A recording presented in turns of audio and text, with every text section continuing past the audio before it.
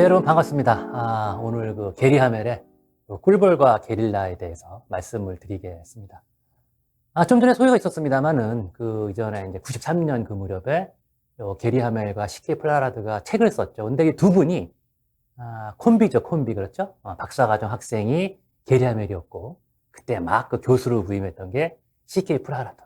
그래서 첫날 서로 막 논쟁을 심하게 하면서, 야, 둘이 앞으로 평생 안 보겠구나 싶었는데, 둘이 콤비가 돼가지고 잘 나가더라라는 게 지난번에 얘기했죠. 콤비가 되기 위해서는요, 서로 비슷한 것보다 서로 다른데 야구가 잘 맞으면 콤비가 됩니다. 근데 막상 헤어져서 보니까 이 게리 하멜은 스타일이 좀 막 하늘에 올라가서 뜬구름 잡는 그런 스타일이 좀 있고, 이 CK 플라라들은 두 다리 갖다 땅에다가 탁 찍고 생각하는 그런 스타일이더라는 거예요. 그래서 둘이 콤비가 좀 잘 맞았죠. 제가 다음 시간에 준비한 책, 더 바텀 오브 피라밋이, 예를 들면은 이 CK 플라라드가 내 고향이 인도인데 인도가 참 어렵다 하면서 그 책을 쓰면서 전 세계 석학 1등이 되지 않았겠습니까? 상대적으로 이 책은 상당히 어떤 뭐 이론적이라기보다는 뭔가 좀 뭐 정량이 중요한 게 이런 거야 하면서 그래 하다 보게 되면은 뭔가 그럴싸하긴 한데 뭔가 좀 뭐 신흥 종교 교주 같기도 한데 좀 애매한 좀 그런 내용이 전반적인데, 중간에 챕터 3만큼은 이 안에서 그 비즈니스 모델을 얘기하고 있어요. 요즘에 다들 비즈니스 모델 얘기하고 있는데 이분도 그런 그 계열 중에 한 명입니다. 그래서 전반적으로 책의 흐름을 재밌게 보되 이 챕터 3만큼은 조금 나중이라도 꼼꼼히 볼 필요가 있다는 게 이 책에 대한 기본적인 그 설명이 되겠습니다. 그래서 우리말 제목은 꿀벌과 게리라, 미국 제목은 리딩 더 레볼루션이 되는 거죠. 왜 꿀벌이냐? 성실과 근면만으로서는 이 당시 2000년에 더 이상 생존할 수 없는 시대가 왔다는 거예요. 왜냐하면 새로운 게 모든 게 다 인터넷 닷컴 거니까 뭐 완전히 난리가 난 거죠. 이 들으시는 분들도 아마 그때 막 잘 모르고 투자하셨다가 뭐 돈 뭐 몇백이나 1000만 원 날리신 분은 있었을 겁니다. 저도 그때 뭐 닷컴 기업 그래가지고 아무 생각 없이 뭐 돈 좀 넣었다가 뭐 수입이 내비하는데 좋아하다가 뭐 1, 2년 지나니까 휴지 조각 된 경험이 좀 있었거든요. 이 당시 뭐 다들 뭐 난리였었죠. 근데 이 당시에 기존의 전통 기업들, 예를 들면 뭐 소니나 IBM들이 똑같이 여기서도 막 수백억 달러에 적자를 내고 있었더라는 거예요. 근데 이 사람들이 뭐 그냥 땡땡이 쳤냐? 그게 아니라 열심히 일을 하고 있었는데 그렇더라. 근데 이 당시에 열심히 일하는 게 아니라 뭔가 파괴적인 아이디어가 있는데 그걸 갖다가 행동으로 옮긴. 그러니까 성실하고 근면한 게 아니라 뭔가 새로운 아이디어로서 한번 혁명을 일으켜보자 라는 그런 게릴라들이 세상을 바꿨다 하는 게 이제 이 양반의 기본 주장인 거죠. 세상을 바꿨다는 게 뭐냐? 게임의 룰을 바꿨다. 게임의 룰을 바꿨다는 게 뭐냐? 비즈니스 모델을 새롭게 만들었다는 게 이 책의 이제 가장 중요한 인사이트가 되는 겁니다. 그렇게 책은 이제 뭐 네 덩어리에 이제 잔잔한 챕터들이 있는데, 제목들이 다 보게 되면은 뭐뭐뭐 레볼루션, 다 레볼루션이에요. 혁명을 일으켜보자 해서 첫 번째는 세상이 바뀌고 있다. 두 번째가 비즈니스 모델. 세 번째가 혁명을 일으키는 게 두 가지가 있는데, 첫 번째는 밑에 있는 이 꼬마들이 막 일으키는 게 있고, 그 다음에 좀 거시적인 관점에서 좀 그 크게, 매크로하게 일으키는 방법이 있다. 그래서 이제 크게 하나, 둘, 셋, 네 개 덩어리입니다. 그래서 앞쪽에서는 이제 진보, 그러니까 뭐 프로그레스나 또는 뭐 리볼루션은 아니라 이볼루션, 뭐 진화 그런 시대가 끝났다라고 얘기하면서 마지막 챕터 이렇게 얘기해요. 나는 더 이상 역사의 포로가 아니다. 나는 내가 상상하는 모든 걸 성취할 수 있다. 사실 이런 문장들이 뭐 경영학교 가서는 아니잖아요. 그러니까 이 게리 하멜 스타일 자체가 무슨 뭐 전도사나 경영학적으로 그런 느낌을 강한 사람이다라고 볼 수 있는 거죠. 근데 마지막 보게 되면은 나는 더 이상 일개 보병이 아니다. 나는 혁명가다. 여기서 말한 일개 보병을 보고 저 역자 같은 경우에 꿀벌이라는 단어, 그 다음에 혁명가라는 단어에서 이 게릴라라는 단어를 끄집어낸 것 같아요. 참고로 이 책 안에서는 영어 책에서는 게릴라라는 단어 나오는데 꿀벌이라는 단어는 안 나옵니다. 흥미로운 거죠. 그러면서 어쨌든 이 세상이 바뀌니까 뭐 점증하는 기대나 뭐 체감할 수 있고 그러면서 이 책에 나왔던 2000년이 신경제가 대두되던 그런 시절이다. 당연히 뭐 불연석, 비선형 다 끝잖아요, 그렇죠? 그러니까 당연히 이때는 그 혁명적인 변혁이 필요한 거고, 그래서 영어 제목이 혁명을 이끌어라. 혁신도 아니라 혁명. 리딩 더 레볼루션이라고 했던 거죠. 그러면은 다 닷컴 기업 때문에 세상이고 전통 기업은 망가지는 거냐? 그건 아니라는 거예요. 이 당시 이제 소위 말하는 이제 닷컴들 뭐 이익가 많이 들어왔었는데, 그 당시 제가 이제 경제공서 근무했을 때인데 그때도 전통기업의 그 트랜스포메이션이라는 복을 썼던 기억이 납니다. 그래가지고 디지털 경제들이 소위 말하는 전통기업들을 어떻게 변신시키고 있는가. 그런 것들이 뭐 이처럼도 그랬고, 사실 오늘날에도 우리 앞으로 CG가 나갑니다만 소위 말하는 DX나 DT 그런 것들이 다 디지털 테크놀로지를 어떻게 세상을 바꾸는가 매우 중요한 이슈인데, 여기서 우리가 이제 공부하는 걸로 알고 있는데, 그런 거고 따라서 이커머스는 이가 중요한 게 아니라 이노베이션이 정말 중요하다라고 저자는 주장을 하고 있죠. 이런 표가 나옵니다.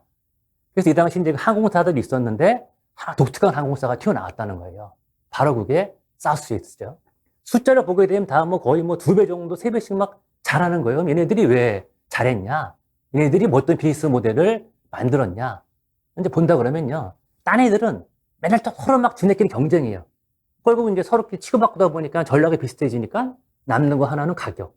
그럼 뭐 서로 재산 깎아먹기 하면서 이익이 떨어지겠죠. 사우스웨이트는 달랐어요, 출발부터. 여러분, 샌프란시스코하고 로스앤젤레스까지는 뭐, 버스 타고 가는 사람은 거의 없죠. 다 비행기 타고 날아가지 않습니까? 또 이 동네가 또 서부 지역이니까 좀 돈도 있으니까 비행기 값 뭐 이렇게 부담 없거든요. 근데 여기 보게 되면은, 저기 텍사스 쪽에 보게 되면 델라스, 휴스턴, 샌안토니오, 여기 보게 되면 거리가 조금 좀 짧잖아요. 저거 따져보게 되면 저건 380마일, 요게 한 대가 230마일, 대충 한 60%쯤 되는 거리인데, 이 동네 사람들이 좀 돈이 없어요. 저길 갔다가 버스 타고 출장 그냥 좁은 데서 가거나 아니면 비행기를 타도 좀 비싼 거예요. 그래서 빨리 가면은 비행기를 타야 되는데 이 동네 사람들이 가난해. 그러니까 좀 돈이 아까워. 버스 타고 가자니 너무 좀 시간이 많이 걸려요. 그래서 야, 어떻게 좀 이렇게 중간에 교통의 지도 없이 좀 이렇게 하늘을 날아다니는 버스는 없을까? 이런 얘기하다가 만들지 뭐. 그래서 만든 게 바로 이 사우스웨스트 항공 아닙니까? 얘들 처음에 모토가 테이크 더 버스예요. 비행기가 아니라 하늘을 날아다니는 버스다. 그럼 비행기랑 뭐가 다르냐? 여러분 버스 탔을 때 버스에서 뭐 식사 줍니까? 안 주잖아요. 여기 안 줬어요. 버스 탈 때 여러분 일반 버스 탈 때 뭐 좌석 티켓 받으세요? 안 받잖아요. 여기 처음에 생겼을 때 그냥 가가지고 막말로 줄을 섭니다. 줄 서가지고 이렇게 아무데나 앉다가 들어가는데 자리가 없어. 그럼 비행기 서서 가면 안 되잖아요. 그럼 내리세요. 그래가지고 약간 이제 세게 말하는 건데 그럴 정도로 이렇게 비용을 아끼다 보니까 이게 이제 대박이 난 그런 비즈니스 모델을 만들었고, 딴 데서 따라하려고 그래도 이걸 못 따라하는, 거기 기업 문화가 어쨌든 그런 것 때문에 얘네들이 아까 보셨던 이런 거 엄청난 성과를 이루는 게 된다는 거예요. 그래서 이런 게 되게 중요한 비즈니스 모델이다라고 슬슬 얘기 시작을 합니다. 그렇지만 역시 가장 막강한 비즈니스 모델은 우리가 애플 쪽에서 우리가 이제 생각해 볼 수 있는 거죠. 그래서 그 다음 챕터 얘기를 하는데, 여러분, 이거 다 아이팟 아실 거예요. 그렇죠? 2001년에서 뭐 대박이 났죠. 근데, 자, 아이팟이 전 세계 최초인가요? 아니죠. 이미 얘 등장하기 전부터 미국에서도 이런 거 보게 되면 무슨 뭐 MP맨, 그 다음에 여기 뭐 리오에서 만든, 다이아몬드에서 만든 리오 이런 게 되게 많이 유행했었다 그래요. 디자인 예쁜 것 같지만 초창기에 비슷하다는 거예요. 그런데 왜 쟤네들은 망하고 아이팟이 성공했냐? 잡스가 만들어서 no. 이거 등장하고 나서 정확히 18개월 후에 얘가 등장합니다, 얘. 아이튠. 얘를 만든 거예요. 그 전까지 모든 음악은 다 불법 다운로드였어요. 얘는 돈 내고 삽니다. 퀄리티가 좋죠. 그럼 사람들이 비싼 돈 주고 내고 사겠습니까 합니다만은 잡스의 주장은 당신 1시간당 인건비가 4달러냐고 물어봐요. 네 1시간 인건비가 4,000원이냐? 뭔 소리냐 하면은 이 당시만 해도 불법 은원으로 다운받으려고 그러면은 이게 비디오가 아니니까 끝까지 다 다운받아야 들을 수 있잖아요. 나우나인지 너우나인지 모르지 않습니까? 그러면은, 그 때문에 실수하고 뭐 하다 보니까 제도제목 하나 다운받는데 평균 15분이 걸리더라, 공짜로. 근데 여기서 이제 아이튠 곡당 1달러, 0.99달러거든요. 그럼 네가 4달러 내고, 빨리빨리 편하게 좋은 거 다운받을래. 아니면 네 돈 1시간 쓰면서 4달러 아낄래? 그럼 당연히 뭐, 다운받는 거죠. 더 퀄리티가 뛰어나고. 근데 이게요, 한국당 0.99달러잖아요. 근데 이게 그러면 음원사들한테 66센트가 갑니다. 그 다음에 카드 결제하잖아요. 한국당 22센트가 가요. 애플은 하나 팔아봐야 11센트 남아요. 사실 본전도 안 되는 돈이에요. 심하게 말해요. 그럼 뭘로 돈 벌었냐? 아이팟 기기. 저게 미국에서만 토탈리 한 4억 개 가까이 팔렸거든요. 근데 하나당 최소한 40달러 이상씩 남았단 말이에요. 수많은 무료 등장할 때마다. 그러면 4만 원 곱하기 그 4억 하면은 얼마입니까? 4, 4, 16. 16조. 16점 보고 작다 그러면 곤란하시죠. 그렇죠? 그러니까 이 정도의 수익은 여기서 보고, 그 다음에 아이튠으로 고기 갖다가 땡겨대면서 꼼짝 못하게 만드는 이런 것들이 소위 비즈니스 모델이다. 이런 걸 만들어야 된다라고 게리 하멜이 주장을 한 겁니다. 그럼 뭘 봐야 되느냐? 그러면서 크게 네 가지 요소를 얘기해요. 수도 이렇게 돼 있지만 가장 중요한 거는 두 번째에 있는 핵심 전략이다. 핵심 전략이라는 것이 뭐냐? 당신이 하고 있는 비즈니스가 뭐냐? 이게 무슨 초콜릿을 만든다, 과자를 만든다가 아니라 초콜릿을 만든다 그러면은 사람들한테 달콤함을 주는 게 나의 비즈니스 목적인 거다. 그럼 달콤한 게 초콜릿밖에 없겠습니까? 거기서부터 내가 막 상상의 나래를 펼치면서 다양한 사업을 하는 거고, 그러면 그 안에서 우리 제품을 좋아하는 사람들, 나의 시장, 이거 어떻게 확산을 시킬 거냐? 그러면서 여기서 내가 어떻게 차별화의 기반을 만들 거냐에 대해서 고민하라는 거예요. 그럼 여기서 나온 얘기가 지난 93년에 나왔던 책에서 나왔던 핵심 영역, 브리오, 밸류, 가치가 뭐가 있고, 레어 얼마나 드물고, 얼마나 남들이 카피가 어렵고 그런 것들이 있은 다음에, 그 다음에 전략적 자산들, 여러분의 브랜드나 그런 것들, 그 다음에 핵심 프로세스. 애플 같으면은 디자인 발이 캘리포니아지만 나머지는 다 중국인이 뭐니 만들잖아요. 그런 식으로 어떻게 짤 거냐 해가지고 요 두 개를 엮는 게 진짜 첫 번째다. 어떻게 내가 배치시킬 거냐. 근데 실은 요 전략적 자원이라는 거를 본다. 그 다음에 이제 고객과의 접촉을 해서 이걸 만들게 되면은 거의 고객들이 필요한 게 무슨 관계 동태성이나 가격은 얼마로 할 거냐에 대해서 같이 한번 생각해 보면서 결국 고객들이 어떻게 혜택을 얻을 거냐. 소위 말하는 커스터머 밸류 프로포지션. CVP. 고객들이 어떤 밸류 느끼게 만들 거냐라는 게 매우 중요하다는 거예요. 그런데 전략적 자원이라는 게 내가 다 할 수는 없으니까 어떤 건 내가 갖고 있는 울타리 내에서 하고 어떤 건 밖에다가 아웃소싱을 한다. 소위 말하는 밸류 네트워크를 만들어 가지고 우리의 공급업자나 우리의 파트너나 우리 연합군들 같이 해가지고 이거를 나의 기업의 경쟁은 물론 불러 하겠지만 어떻게 경쟁을 짤 거냐에 대해서 여러분이 고민을 해봐라라는 게 이 당시 이분의 이제 비즈니스 모델에 대한 생각이었어요. 그래서 이 위기가 점점 발달하면서 궁극적으로는 who와 how, who, 커스터머 누구에게 what, 어떤 밸류 갖다가 how, 어떠한 경로나 또 내가 가지고 있는 전략적 자원이라 가지고 준다는 식으로 결국 이게 몰아지게 되는데 어쨌든 이런 그림으로 여러분이 생각해보게 되면은 좀 많은 생각을 해볼 수가 있다. 그래서 이 자세한 내용들이 챕터 3에 있습니다. 그래서 여러분들 한번 제 강의 요약이 있더라도 그건 별도로 챕터 3만큼 한번 꼼꼼히 읽어보시는 게 좋지 않을까 하는 생각이 들어요. 그래서 이걸 베이스로 해가지고 효율성, 독특성, 적합성. 그 다음에 이런 당연히 이제 돈을 벌지만 추가적으로 어떻게 좀 더 이익을 낼 거냐에 대해서 이 저자는 얘기를 하죠. 효율성이란 게 우리 흔히 효율성 그러면 원가 낮춘다고 생각하는데 원가 낮춘 게 다가 아니라는 거예요. 그러면서 이 미드웨스트 익스프레스 항공사라는 예를 듭니다. 물론 타본 적은 없는데 거의 기내식을 이렇게 줬어요. 기내식이. 그래서 새우가 첨가된 필레미용 끝나고 나게 되면 이 디저트를 갖다가 초콜릿 하나 케이크로 주고 그 다음에 좌석도 넓고 요것만 딱 좋고 나머지들은 되게 철저하게 전략해가지고 비행기도 대형이 아닌 중형이고 공항도 저렴한 항공사 띄운다는 거예요. 그러면 가격 경쟁이 사우스웨이트랑은 절대 안 되겠죠. 근데 자 여러분이 똑같은 거에서 그냥 어정쩡한 서비스에 아메리칸 항공을 유나이티드 살 거냐 아니면 딴 건 모르겠지만 정말 맛난 음식과 편안한 좌석의 조금 덜 유명한 걸 탈 거냐 이 경쟁을 한다고 되면 사람들이 이제 미드웨스트로 몰린다는 거거든요. 이런 식으로 효율성을 생각을 해봐라라는 거고 독특성이 워낙 유명하니까 그냥 결국 차별화 해시켜야 된다. 차별화 못 시키게 되면은 서로 가격 경쟁 다 망가진다 이런 얘기고 적합성은 이 저자는 본인이 경험했던 이 퍼스트 클래스에서 슬픈 추억을 얘기합니다. 본인이 샌프란시스코 런던 비행기를 탔는데 1등석 탔대요. 근데 처음에는 이 식사가 최상급 캐비어인데 도착해서는 플라스틱 용기에 담긴 인스턴트가 나와서 엄청 이제 속으로 짜증이 났나 봐요. 그래가지고 이런 말도 안 되는 일이 발생하도록 처음에 캐비어면 나중에도 캐비어 달라라는 게 중요하다는 얘기 반문 교사를 하고 있고 이익 촉진은 당연히 이익 촉진 많이 하는 게 중요한데 몇 가지 테크닉. 첫 번째가 어떻게 좀 선순환 구조를 만들어 봐라.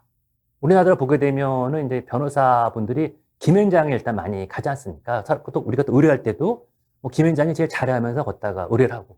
그러니까 거기게 되면은 나 김현장 다녀 그러면은 왜 거기 다녀 물어본 사람은 없죠. 근데 다른 변호사 다니게 되면은 좀 이제 왜 거기 다녀 물어보지 않습니까?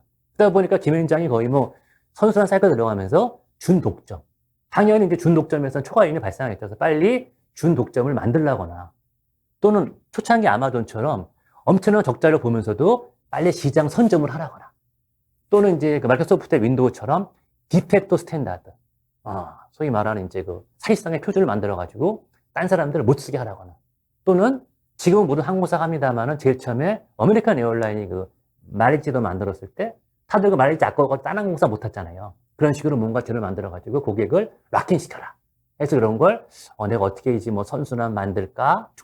결국은 중독점이 중요한데 선순환 만들까? 마켓 선점을 할까? 디펙토 스탠다드 만들까? 락인시킬까? 이런 고민을 하라는 얘기들이 이 챕터 3에 들어가 있다는 거예요. 그래서 그걸 갖다가 좀 차근히 좀 보실 필요가 있겠다. 이 이유는 약간 좀 이제 소설 비슷한 재미있는 내용들인데, 그래서 이 기업의 반학자에서는 좀 아래 직급 사람들이 쫙 이제 올라가서 하는 그런 사례를 설명을 하면서 내가 한번 쭉 게리하면에 보다 보니까 요거는 이러한 8가지 스텝을 따르고 있어. 그런 식으로 챕터가 정리가 되어 있습니다. 그래서 3개 사례가 있는데 일단 여기서는 우리가 소니의 플레이스테이션 하나만 한번 가볍게 본다 그러면은 이 소니가 잘 나갔잖아요. 저도 80년대 초반에 그 소니 워크맨 엄청 샀던 기억이 나는데 이게 회사가 이제 90년대 중반에 좀 깊은 침체에 빠지는 거예요. 그러니까 세상은 점점 디지털로 바뀌는데 이 회사가 워낙 아날로그가 막강하다 보니까 아날로그를 못 놓는 겁니다. 근데 이때 이제 들어왔던 게릴라가 연구원이었던 이제 쿠다라기 켄. 이 양반은 원래부터 좀 장난감, 게임기에 관심이 많았었는데 이 당시가 닌텐도가 되게 잘 나가고 1세대 비디오 게임이었었는데 계속 속으로 해서 저거 정말 만들어보고 싶다. 근데 그 당시 소니 입장에서는 닌텐도가 회사로 안 보이는 거예요. 장난감 만드니까. 그래서 야, 어떻게 무슨 장난감 만드는 회사랑 감히 우리 그 아날로그의 최고인 소니를 비교해? 창피해. 그러다 보니까 이제 이 양반이 자기가 이제 못하다 보니까 이제 몰래 이런 거를 한다는 거예요. 회사에 얘기 안 하고 닌텐도 고객님한테 만나가지고 우리 게임기 소니에 좋은 칩이 있을 테니까 니네 쓸래나 이런 식으로 딜을 하는 거예요. 근데 이 양반은 연구원이잖아요. 의사결정자가 아닌데. 그러니까 이 대표할 수 있는 권한도 없는데 막 지가 신나가지고 막 그냥 오버하면서 이런 걸 했던 거예요. 근데 나중에 이게 비밀로 됐던 게 공개가 되니까 당연히 경영진에서 일본 사람들이 얼마나 그 위기리스트를 중요시합니까? 그러니까 막 너 그럼 되겠냐 해서 막 질책을 하고 회사 그만둬라. 닌텐도도 막 갑자기 거래 취소해. 엉망이 됐거든요. 근데 원래 이 사람이 이제 게릴라 기질이 있으니까 연구를 멈추지 않고 사장한테 가가지고 당신 허락 안 하면 나 나가겠다. 그래서 결국 이제 자금 지원한 덕분에 결국은 94년에 탄생을 하고 99년에 플레이스테이션 2000년 플레이스테이션 2가 탄생하다 이 무렵에는 제가 엄청난 효자가 됐다는 거예요. 그래서 효자였다는 그 증거 데이터가 피스칼리아 보게 되면은 저 피스칼리아 99년 보게 되면은 이 당시 소니 전체 이익이 339였었는데 소니 컴퓨터 엔터테인먼트 게임기로 해가지고 137이잖아요. 거의 40% 가까운 이익을 갖다가 이 게임기가 걷어냈으니까 얼마나 효자가 됐겠습니까? 그래서 이제 이 사례, IBM 사례, 쉘 사례를 보면서 자기가 보기에 이런 프로세스로 이제 가더라는 거예요. 그래가지고 일단은 먼저 그 관점을 정립해라. 네가 게릴라가 되려고 그러면은. 그래서 세상이 바뀌고 있다. 요즘도 이제 DT 시대, 무슨 MZ 시대, 또 EX 시대 그러니까 거기에 따라서 세상에 어떤 변화가 있을까? 여기서 우리 회사가 뭘 해야지? 왜냐면 모든 우리가 이제 선두를 바꿀 때는 스피드 스케이팅도 이 직선 주로에서는 역전이 안 된다 그래요. 근데 코너에서 이 수리가 바뀌잖아요. 요런 때가 바로 이 코너를 돌면서 역전이 가능한 그런 시절이거든요. 그래가지고 그런 생각을 해봐라. 그래서 당연히 돈 벌어야 되니까. 그치, 당시 쿠다라이 켄 같은 경우가 아날로그에서 디지털 게임 사업 커짐, 게임에 투자라는 생각하면서 그러면서 멋진 말을 만들어야겠다. 게임 사업부보다는 컴퓨터 엔터테인먼트 사업부가 훨씬 멋있었고 이 당시에 소니가 뮤직 엔터테인먼트가 잘 나갔거든요. 여러분 그 머라이어 캐리나 그러면서 엄청나게 잘 나가지 않았겠습니까? 그러니까 뮤직 엔터테인먼트처럼 컴퓨터 엔터테인먼트. 그러다 보니까 사람들이 게임 그러면 무서워가지고 안 가는데 뭔가 컴퓨터 엔터테인먼트 그러니까 컴퓨터 사업 사람들도 저거 뭔가 재미가 있나 보게 되고 뮤직 엔터테인먼트 사람들도 똑같은 엔터테인먼트인데 뮤직이 아니라 컴퓨터인가 봐 하면서 관심을 끈다는 거예요. 그게 바로 3단계에 있는 연합을 만들어라. 선을 만들게 되면은 그에 공감하는 세력과 존재가 있지 않겠습니까? 그래서 그냥 게임 그러면 사람들이 관심 없을 텐데 하다못해 이름도 컴퓨터 엔터테인먼트. 사람 땡겨올 수 있다. 위대한 일은 혼자 못한다. 많은 사람의 참여가 필요하다고 얘기를 하는 거예요. 그 다음에 이제 이거 네 단계가 타겟 설정인데 요 챕터에서는 이제 아랫사람들이 반란을 일으키는 거거든요. 반란은 원래 아랫사람이 일으키는 거잖아요. 그러려면은 제 위에 있는 탑을 갖다가 당신의 편으로 만들어야 된다. 그래서 탑이 가장 가려워하는 거. 그걸 당신이 읽어줘야 된다. 이 당시 오가노리오가 이제 그 손이 들고 있었는데, 이 양반이 이제 헐리우드 나갔다가 이제 콜롬비아 샀다가 좀 잘 안 돼 그러면서 좀 늘 속이 상했었어요. 그래서, 정말 좀 자기가 소프트웨어나 미디어 한번 뭔가 해보고 싶은데, 안 돼서 짜증이 나는데, 뭐 디지털 게임, 이거 비슷해. 그래가지고 설득이 됐던 거죠. 근데 탐만 설득하면 되는 게 아니라, 모든 조직이란 게 여러분들에게 다 봉건 영주 시대입니다. 다 사업부장들이 다 CEO 말들을 갖다 한편으로 들으면서도, 뭐 내 사업부인데 희생 안 하죠. 그러니까 이게 또 각각의 봉건 영주를 다 설득을 해야 된다는 거예요. CEO는 기본으로 하는 거고, 그러려면은 그 봉건 영주를 갖다가 흡수를 하거나, 아니면 최소한 중립을 지키는 것까지는 가야 된다. 그러기 위해서는 봉건 영주님, 사업부장님, 저랑 같이 하시게 되면 어떠한 윈윈이 가능합니다라는 얘기를 하라는 거죠. 이 쿠사라기 켄 같은 경우는 오가노리가 관심 많아가지고 바로 기통이 됐었는데, 대부분은 중간에 이 게릴라 혼자서 안 되고 CEO까지 너무 거리가 멉니다. 그래서 중간에 한 임원급에서 누가 의사소통을 해줘야 된다 그래요. 이거는 마치 이런 겁니다. 내가 아들이 왔는데, 아들이 갑자기 오는데 머리 염색을 녹색으로 했어요. 내가 눈썹에다 링을 박았어요. 그러면 그걸 본 아버님의 느낌 어떻겠습니까? 그런 느낌으로 CEO가 소위 말하는 게릴라를 보고 있다는 거예요. 그러니까 중간에서 뭐 똘똘한 이사나 그런 사람들이, 이 사람이 녹색 머리 한 거는 반응의 상징이 아니라 이러이러한 거고, 눈썹의 링은 어떤 의미가 있다.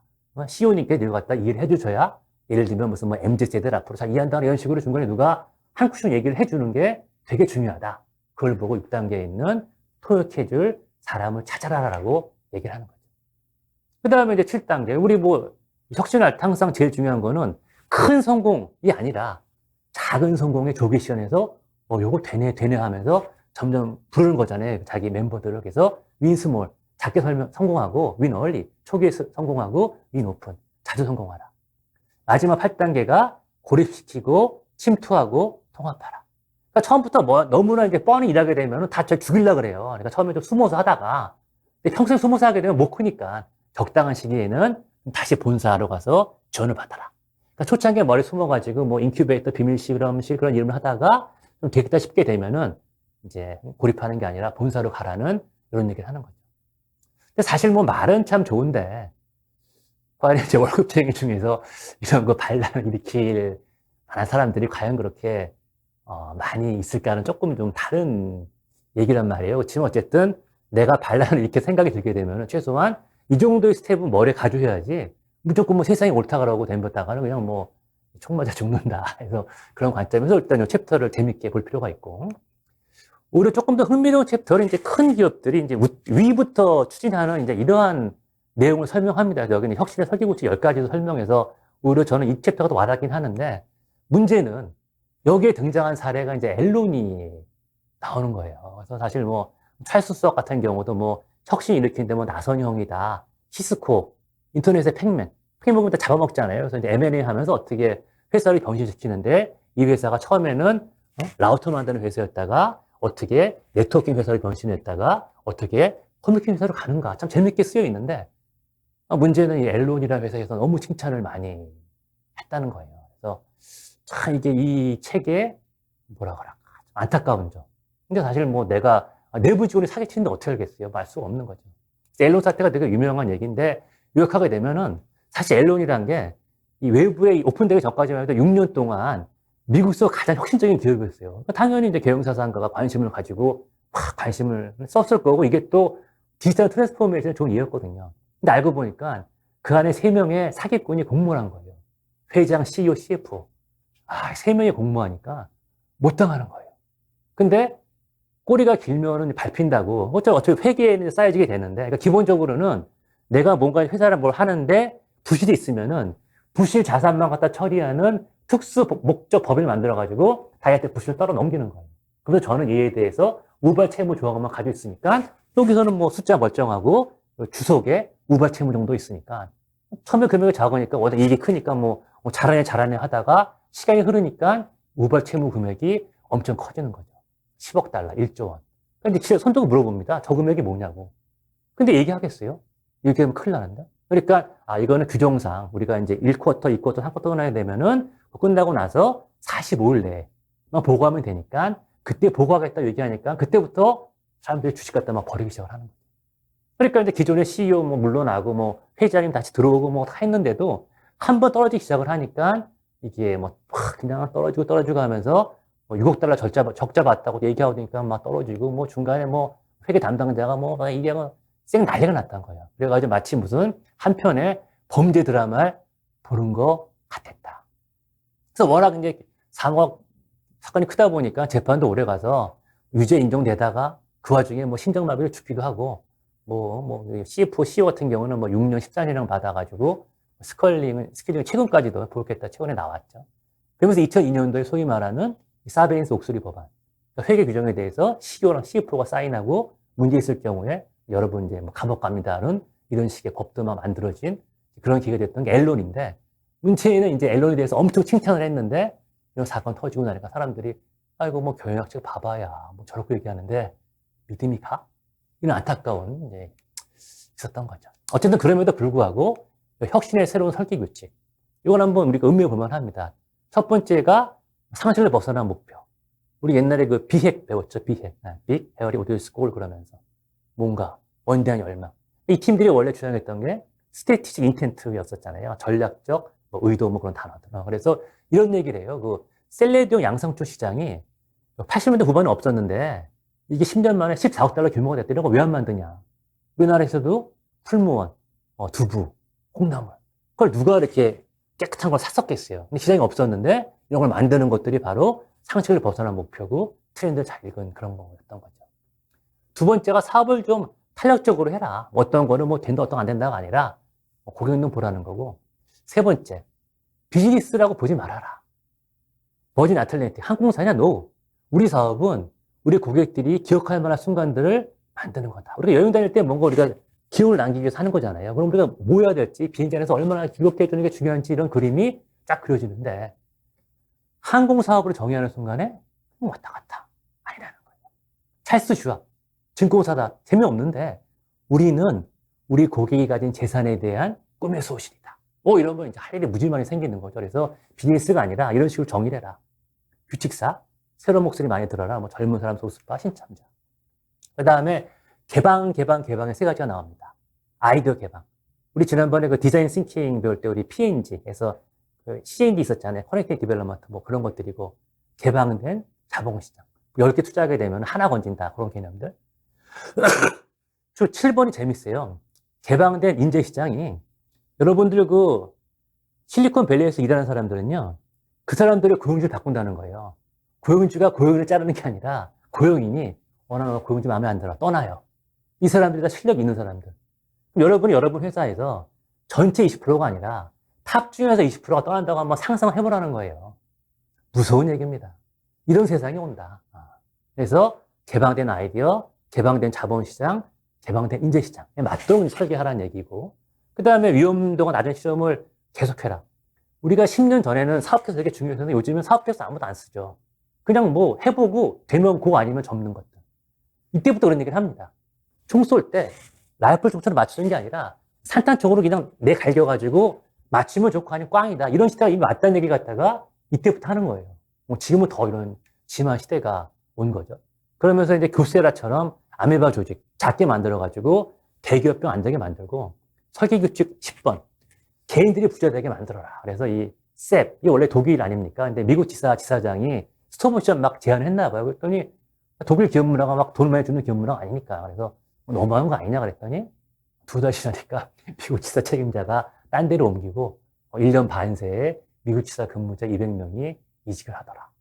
되게 이제 무서운 그런 얘기를 하면서 이런 걸 좀 고민하면서 혁신을 보라는 얘기도 하고 있는. 그래서 비록 앨런은 좀 그렇지만 이런 거 우리가 좀 참고해 볼 만하다는 겁니다. 그래서 마지막으로 새로운 혁신해법으로서 요 그림인데 요거 하나는 좀 보실 필요가 있어요.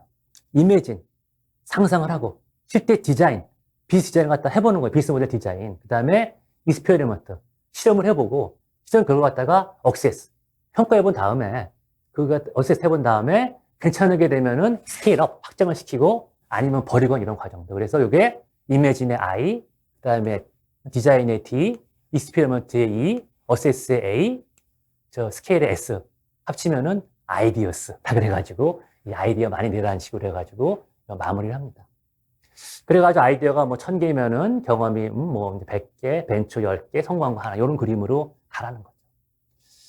결국 핵심 요약은 아까 보시면 챕터 3의 요 내용들이고, 요 내용은 저는 너무 짧게 얘기를 했고, 이걸 한번 꼼꼼하게 보시게 되면은 제 얘기보다 훨씬 더 많은 것을 여러분이 얻을 수 있다. 까지 말씀드리면서 요약을 마치겠습니다. 감사합니다.